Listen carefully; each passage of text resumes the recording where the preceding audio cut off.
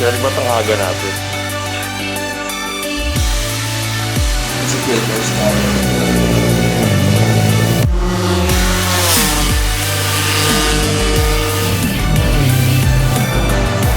Down! Palamig ka muna! This June, Ribbonarc Motorsports is partnering with Pinky Parts PH and Sim Racing Philippines to join the Petron Makabayan Cup Endurance Race Challenge Series at Clark International Speedway to join the 4 and 12 hours endurance races. So last year, we joined the Bonifacio Cup Endurance Race Challenge. We were using the old 4AF setup of Tasha. And now, for this endurance race, we will use the 4AFE, just fuel injection, obviously, to be in par with other cars in the same class we joined, which is Open B.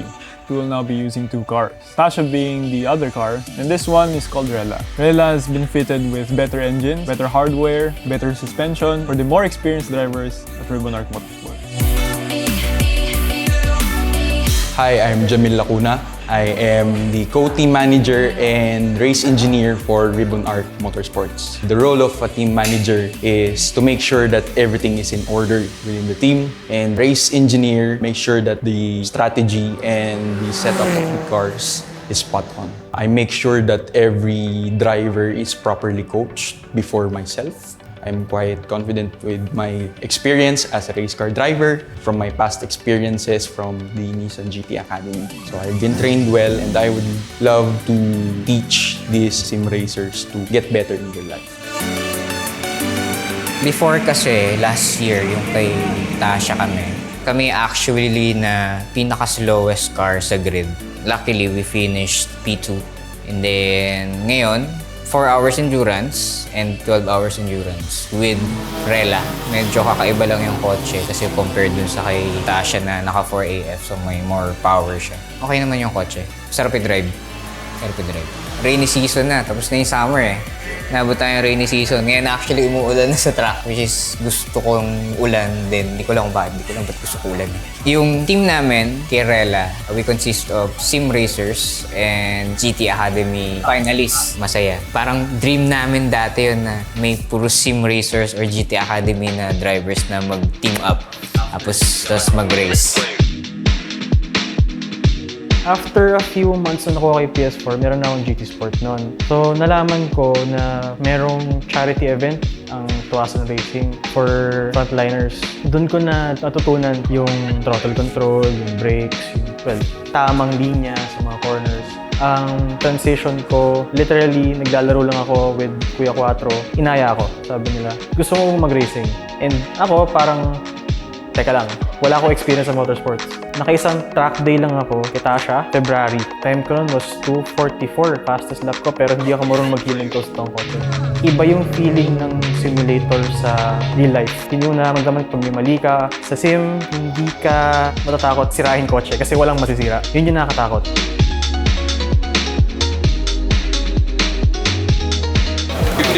ng pyesa. Pasada lang. It started in 2010 when I joined Top Driver Challenge of Blossom Racing School. I'm already joining simulation races. So that's where I learned how to race, and that's where I got my passion for racing. This is not my first time in Clark Speedway, but this is my first time to have a proper race. And it's special because it's a 12-hour endurance race. I think it's the toughest motorsport event in the Philippines. Ngayon, nagkaroon ng pandemic, siguro doon ko na-realize na naalala ko yung passion ko sa racing. Kaya ngayon, nagkaroon ng opportunity na naghahanap sila ng driver para sa endurance race. Marami naman akong time ngayon kasi nasa bahay lang dahil nga COVID. So naisip ko, gawin kong opportunity to para gawin naman yung mga bagay na magpapasaya sa akin. Entity, sir!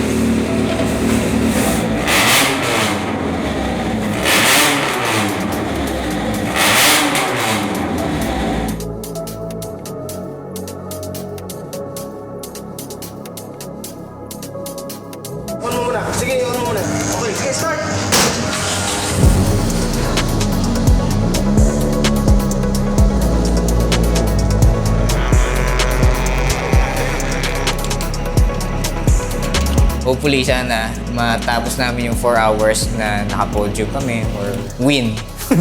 Or yung 12 hours, sana tumapos lang yung karera. Kasi hindi namin sure yung 12 hours kung ano ba, tatagal ba yung kotse o tatagal ba yung driver. Kasi puro computer lang ginagawa namin eh. Kaka-computer namin, ito inabot namin eh. Ayan, sweeper hanggang AA. Pag nag-search doon, okay lang. Pero once na mag-search ka sa mga rekta, di na, Pasok. paubos na yun. Pasok na yun.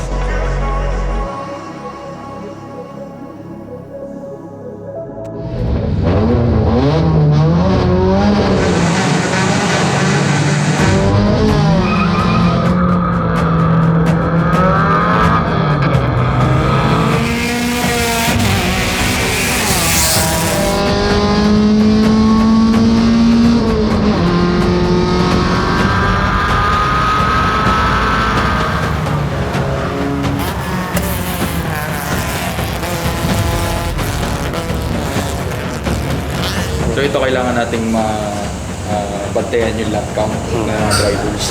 And as well as take note of the conditions. Kasi as long as it stays dry, meron tayong optimal na race strategy. Pero when it rains, it's a different story. So ito, for Tasha, maximize natin ito.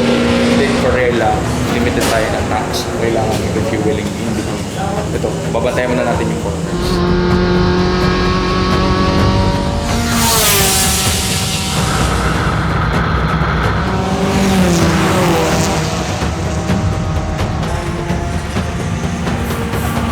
Ito yung scheduled time slot nila. Yung may parenthesis, yan yung target number of laps. After no 4 hours, papalit ng goma for long stints. First 4 hours natin for the 4-hour challenge, maximum attack tayo. Ultra softs tayo.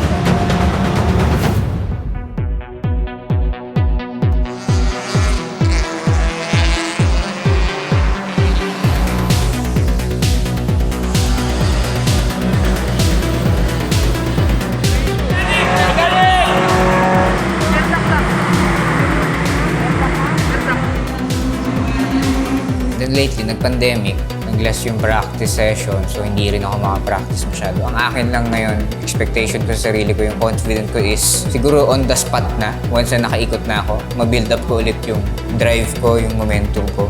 So doon ko na malalaman sa karera.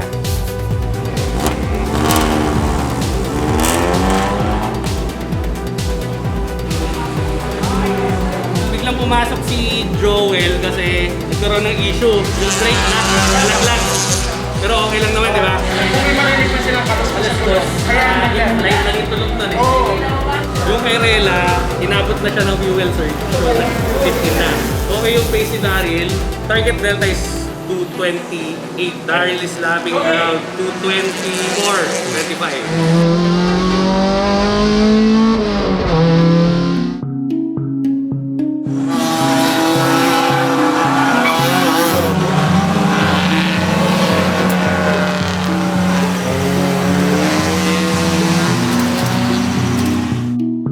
Hi guys, I'm Ken Asensi, one of the drivers of Tasha under the Ribbon Arc Motorsports team. Since hindi pa ako naka-run ng as in yung talagang race, may mga instances naman sa practices ko, may makakasabay ako kahapon.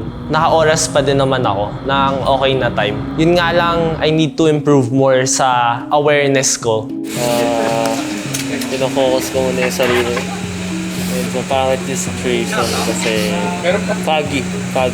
Malamig yung weather ngayon, kaya kailangan mag-adapt sa track conditions.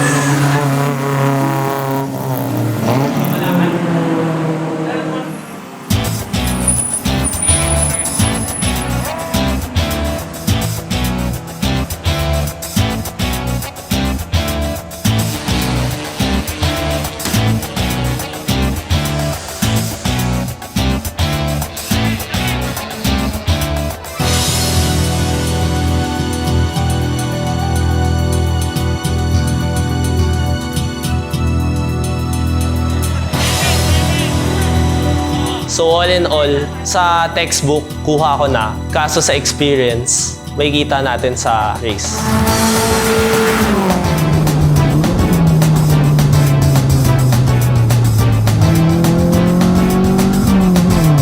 Palit tayo brake pads. Ang driver pagkatapos nun. Palit driver. Kaya pa naman eh. Hindi na yung brake pads na yan, oh. Nandun na.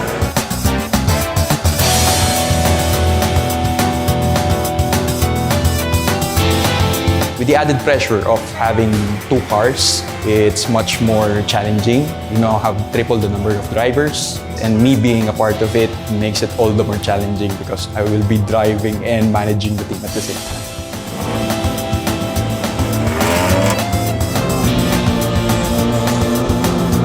I think it's just about, getting the best interest of the team. So putting the best suited driver for the certain condition, and of course, making sure that everyone gets to receive that.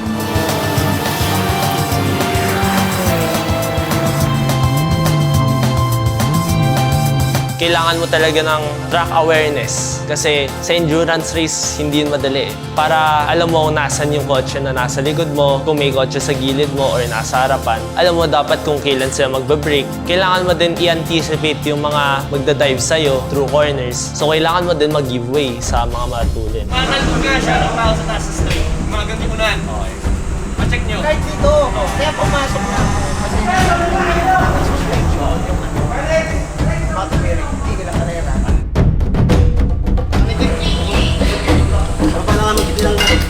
Sa grid, doon pa lang may naunahan na tayo. Problema lang talaga ako sa suspension tingin ko. Pero siyang nag-hap kasi. Tulad nga sabi ko, hindi yan yung oras ni Tasha. Alam ko nasa 20s din yan eh. Dami errors. Huwag mo nang isipin na marami kang errors. Kailangan mo mag-adapt kung ano yung meron sa auto ngayon. Hindi mo na kailangan i-push kung ano yung target lap time mo kasi hindi na yun yung galaw ng auto nung ginagawa. Iaano ko na lang yung kayang pace. Oo. Paul! Bomba! Amrino mo, tumaas ang pedal! Oo, kapit gulong!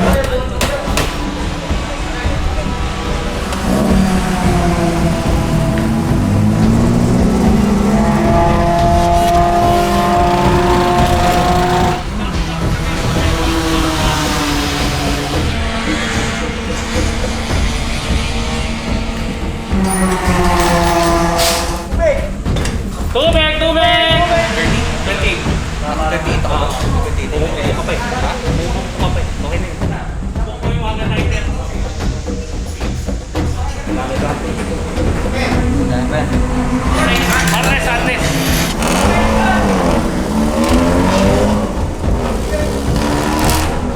Nag-overheat na yung rotor natin sa naputput yung brake pads. Nag-weld mag-isa yung caliper, kaya hindi na may balik. So, obligado tayo magpalit ng caliper. Obserbahan na lang ulit sa susunod na mga oras.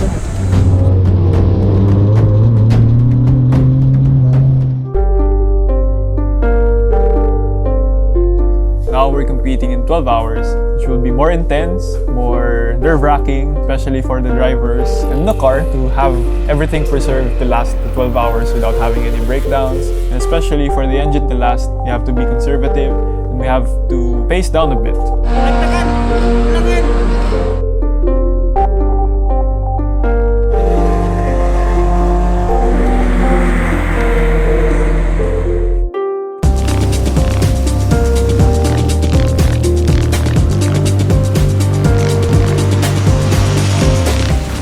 Ayos! Good job! Dapat mag-ibit na ako 920. Bago ako pumunta rito, alam ko na mataas yung pressure. Kasi unang-una nga, hindi lang sarili mo yung iisipin mo. Isipin mo rin yung effort ng iba. Nasa sarili ko na yun yung pagiging competitive.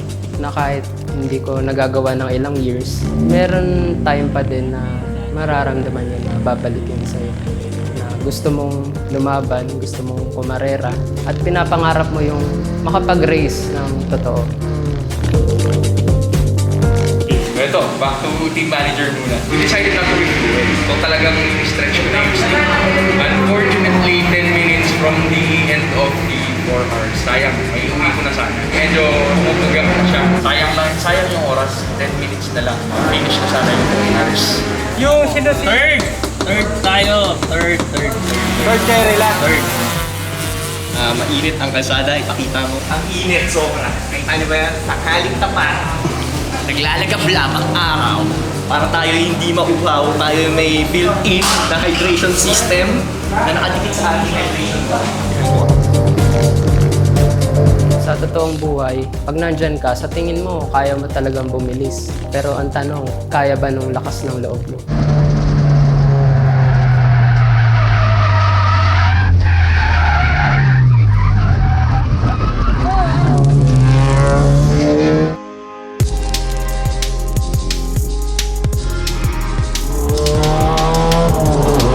On the practice session, nagkaroon ng di inaasahan nangyari.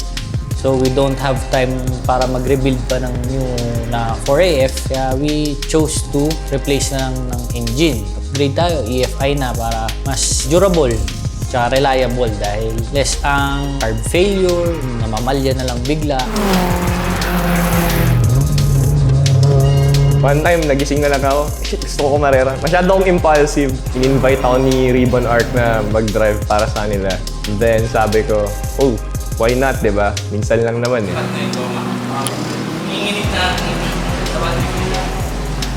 So, ha?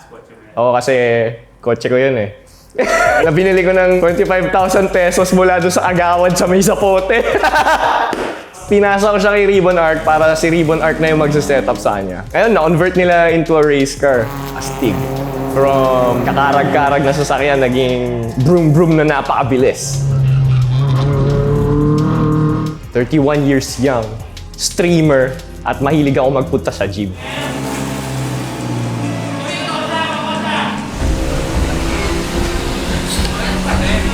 Magulas yung third year. Driver! Hindi pumapasok yung third gear. Hindi pumapasok. So, ano nangyari? Pinuport ko lang. Hindi, sa downshift, hindi siya pumapasok. Kaya na tayo. May gas na lang muna. Well, this is my first endurance race, but before I dabbed in autocross, time attack, technically yes, it's my first wheel-to-wheel experience, aside from go-kart. Compared to now, I'm building my confidence with the car and learning new tips from my instructors. From my experience, as long as you do everything right, you know when to pass, where to pass, and you present yourself before passing. Right before you pass into a corner, hindi mo siya ito-dive bomb. Yun ang pinaka-importante. Init talaga.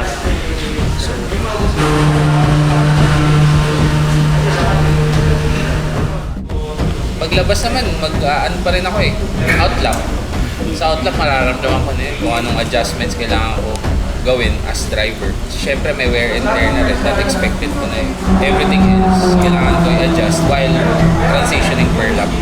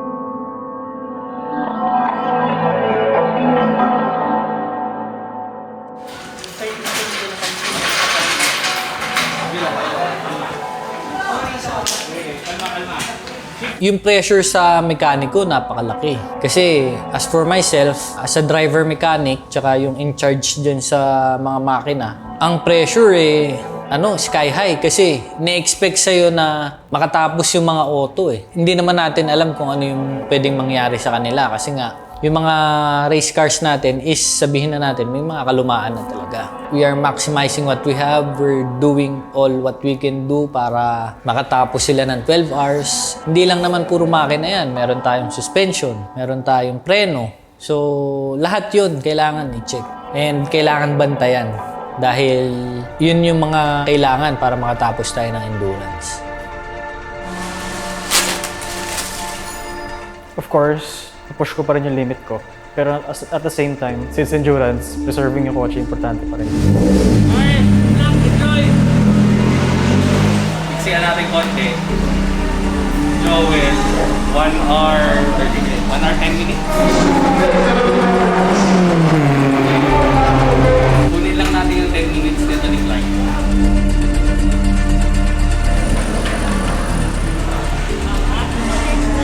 Fuel daw, fuel. Ha?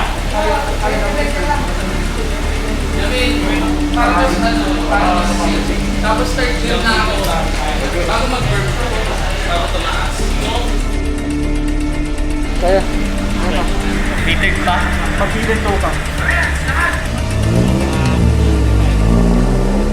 Kailangan ni Clark mag-extend until 30. Boring, 6K. Kinaklatch ka ako. Abayo ng 5. Ano na, change strategy, scenario 7.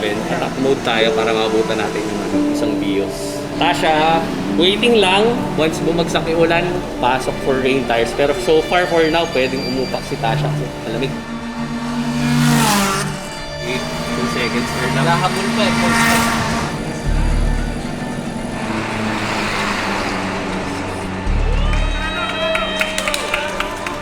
Hindi, dalawang refuel na lang eh. 50 minutes. Ito, 35 nga lang. Ikaw na. Ako na lang sa finishing. 40 minutes pag gano'n, 7,000 RPM, 6.5. O, gusto mo, 5.5, 40. Papagalan sila. Ha? Papagalan sila. Bakit? 6,000.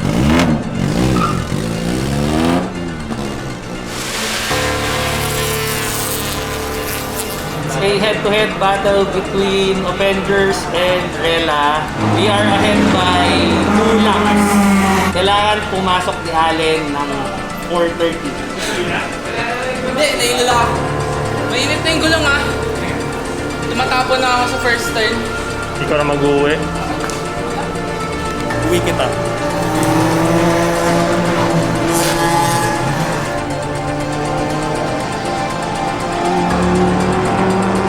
Papasok si Tatay Joel para mag-refuel and change driver. Kasi ako na yung papalit for the last stint, for the finishing touches.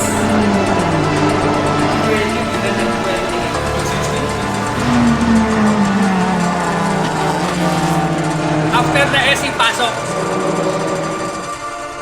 Pabuli mo ah.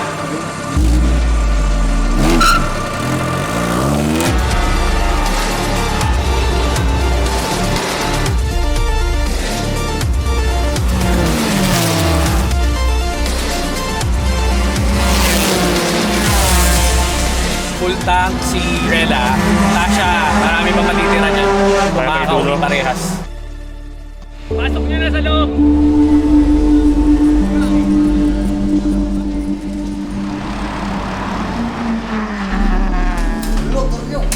Maluwag lang ka rin. Luwag lang ka rin.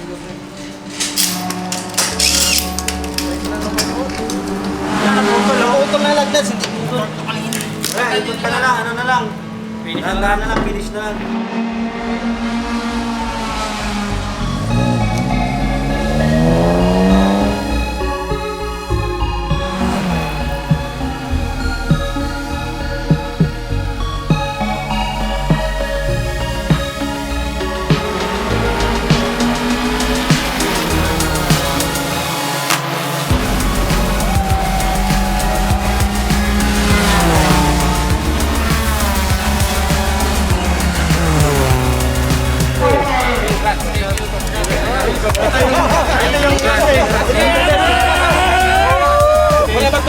kikelo doon, bukas natin kagad. Our day has ended. We finally finished our first ever 12-hour Kalayaan Endurance Race Challenge. So it's our first time joining this event and we are proud to announce that we won the team awards because we have combined total of 478 laps across our two oldest cars in the grid, two AE92 Corollas. So we weren't really expecting to get that award. We are just here to experience endurance racing, but the team and the drivers have exceeded their own expectations, which is a good job for all of us. Especially the sim drivers. We weren't really expecting them to last the endurance race, but surprisingly, they delivered. Our two AE92 Toyota Corollas lasted the 12-hour race, primarily because of the engine builder and the race car builder. Big props to Jang Manalaysay Motorsports for building the engine and preparing it for the endurance race. And most especially to Benjamin Bores, the chief mechanic of Ribbon Arc Motorsports, for building this underdog cars of today's grid. And with that said, Ribbon Arc Motorsports, Sim Racing PH, and Pinky Parts PH would like to thank our sponsors and partners for supporting us in this event, and our win is dedicated for all of you.